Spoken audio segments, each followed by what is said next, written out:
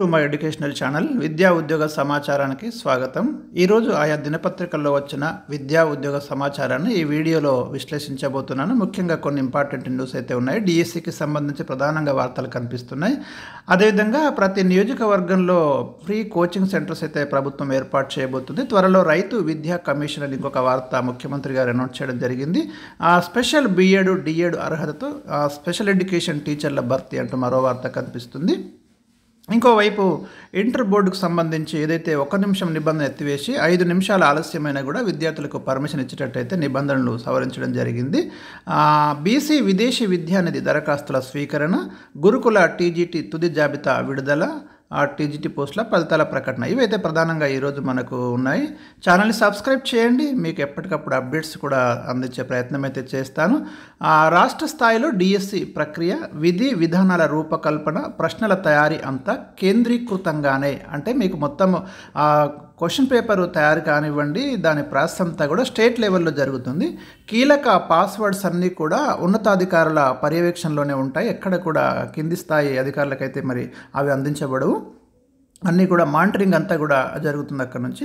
ముఖ్యమైన విభాగాల్లో పనిచేసే వారి గత చరిత్ర కూడా పరిగణలోకి, నియామక ఉత్తర్వులు మాత్రము జిల్లా స్థాయిలో ఇవ్వాలని రాష్ట్ర ప్రభుత్వం అయితే డిసైడ్ అయినట్టు మనకు కనబడుతుంది. ఎందుకంటే ఎక్కడ కూడా ఏ ప్రాబ్లం రాకుండా, డిఎస్సికి సంబంధించిన వరకు ఎక్కడ లీకేజ్ కాకుండా, క్వశ్చన్ పేపర్ ఎలాంటి అపోహలకు తావివ్వకుండా రిక్రూట్మెంట్ను అత్యంత పారదర్శకంగా నిర్వహించాలని ప్రభుత్వం నిర్ణయించుకున్న దాంట్లో భాగంగానే ఇది కనిపిస్తుంది. మనకు కొత్తగా ప్రకటించిన డిఎస్సి విధి విధానాలకు సంబంధించిన కసరత్తు దాదాపు పూర్తయింది. ఈ నెల 4వ తేదీన మరి కంప్లీట్ ఇన్ఫర్మేషన్ బులెటిన్ రాబోతుంది మనకు.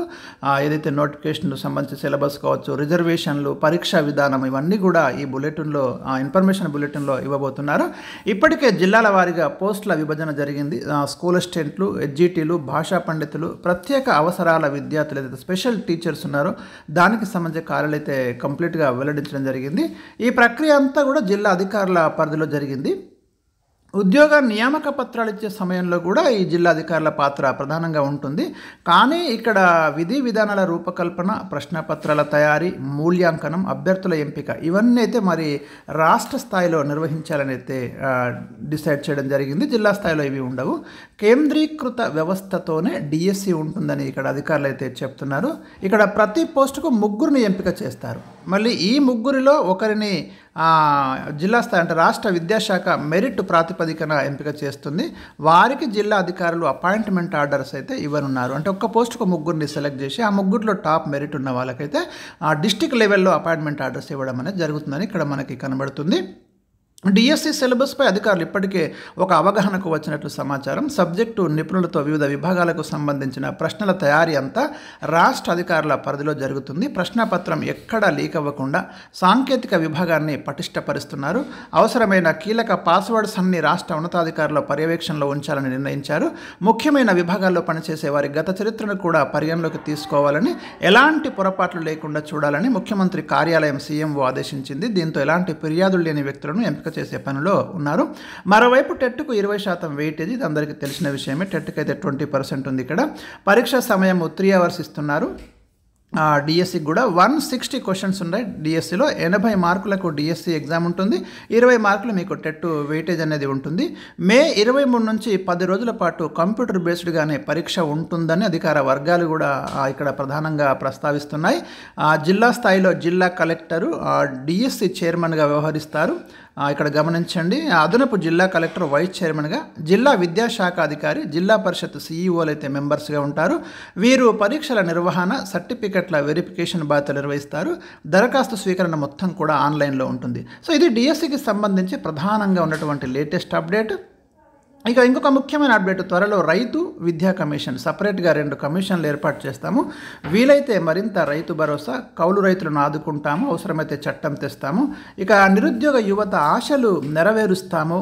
యూపీఎస్సీ తరహాలో టీఎస్పీఎస్సీని తీర్చిదిద్దబోతున్నాము. ఇదైతే జరుగుతుందండి. ఎందుకంటే స్వయంగా ముఖ్యమంత్రి యూపీఎస్సీ చైర్మన్ కలవడము, ఆ యూపీఎస్ తరహాలో ఎలాంటి అంటే ఒక పకడ్బందీగా ఎగ్జామ్స్ కండక్ట్ చేయడము, మెరిట్ ఉన్న వాళ్ళను ఉద్యోగాలకు ఎంపిక చేయడం ఏదైతే యూపీఎస్సీ చేస్తుందో అలాంటి ప్రక్రియను టీఎస్పీఎస్సీలో కూడా తీసుకురావడానికి ప్రభుత్వము కావాల్సినటువంటి ప్రణాళికను అయితే డిజైన్ చేసింది. సో దానికి సంబంధించి ఒక లేటెస్ట్ అప్డేట్ ఇక్కడ మనకి ముఖ్యమంత్రి ద్వారా అందుతుంది.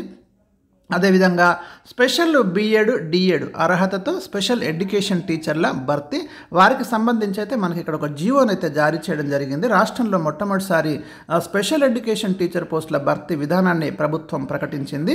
వీళ్ళకైతే కంపల్సరీ స్పెషల్ ఎడ్యుకేషన్లో బీఎడ్ అన్న ఉండాలి, డిఎడ్ అన్న ఉండాలి. ఎడ్జిటికి అయితే డిఎడ్, ఇంకా మిగతా వాటికైతే బీఎడ్. ఈ పోస్టులను భర్తీ చేయనున్నట్లయితే వెల్లడించడం జరిగింది. ఇందుకు సంబంధించి జీవో 4 అయితే జారీ చేశారు. ఈ పోస్టుల నియామక విధానము, అర్హతల వంటి వివరాలన్నీ కూడా దాంట్లో మనకి ఉన్నాయి. మొత్తం రాష్ట్రంలో 220 స్కూల్ అసిస్టెంట్, 796 ఎడ్జిటి పోస్టులను భర్తీ చేయడానికి డిఎస్సి 24 నోటిఫికేషన్ అయితే రిలీజ్ చేయడం జరిగింది. ఇది స్పెషల్ ఎడ్యుకేషన్ సంబంధించి. దాంట్లో మనకి ఈ పోస్టుల భర్తీకి కూడా సీటెట్ లేదా టెట్ కంపల్సరీ క్వాలిఫై కావాల్సి ఉంటుంది. గమనించండి మీరు. ఎస్ఏ పోస్టులకైతే టెట్ పేపర్ 2 ఉండాలి, ఎడ్జిటి పోస్టులకు టెట్ పేపర్ 1 ఉండాలి. ఇక్కడ మొత్తం 160 ప్రశ్నలకు వీళ్ళకు కూడా 80 మార్కులతో పరీక్ష ఉంటుంది. టెట్కు 20 మార్కులు వెయిటేజ్ ఉంటుంది. ఈ పరీక్ష కూడా 3 అవర్స్ ఉంటాయి.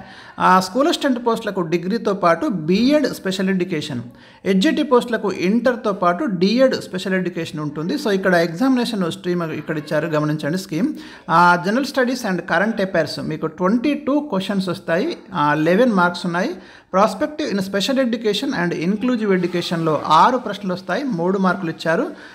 Methodology in special education and inclusive education 16 ప్రశ్నలు, 8 మార్కులు. సైకాలజీ విత్ సిడబ్ల్యూఎస్ఎన్ 16, 8 మార్కులు. కేటగిరీ ఆఫ్ డిజబిలిటీ స్పెషలైజేషన్లో 100 ప్రశ్నలు, 50 మార్కులు. మొత్తం 160 క్వశ్చన్స్ ఇస్తారు, 80 మార్కులు అయితే ఉంటాయి. మిగతా 20 మార్కులు అయితే మీకు టెట్కి వెయిటేజ్ ఇవ్వడం అనేది జరిగింది. సో ఇది మీకు స్పెషల్ బీఎడ్ డిఎడ్కి సంబంధించి.